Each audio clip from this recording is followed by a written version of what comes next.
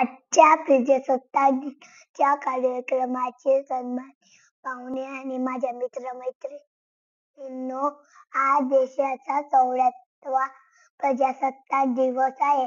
26 जानेवारी 1950 ची भारतीय संविधान संपूर्ण भारतात लागू झाले.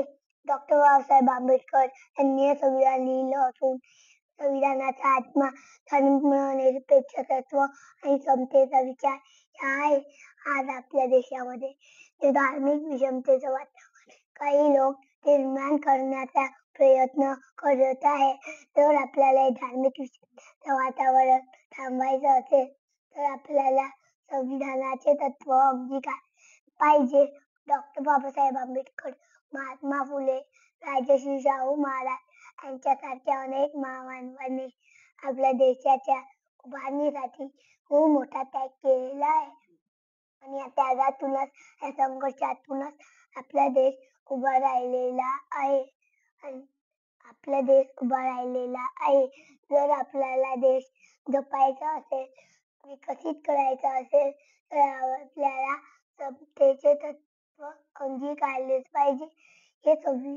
हे संविधान आपण समजून घेतलं पाहिजे.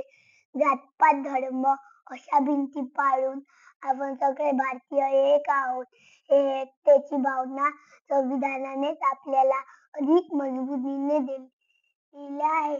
आज आपल्या देशामध्ये घराघरात संविधानाचे पठण झाले पाहिजे. या संविधानाचे मूल्य आपण स्वीकारली पाहिजे. हा देश एक कसा राहील याच्यासाठी आपल्या उक्ती आणि कृतीतून प्रयत्न केला पाहिजे. आजच्या या 74व्या प्रजासत्ताक दिनानिमित्त शुभेच्छा देत असताना आपल्या सर्वांकडून एक अपेक्षा मी करू इच्छितो की आपण हा देश एकसंघ ठेवूया. या देशाच्या एकतेसाठी आयुष्यभर प्रयत्न करूया. आजच्या या 74व्या प्रजासत्ताक दिनाच्या सर्वांना खूप खूप शुभेच्छा.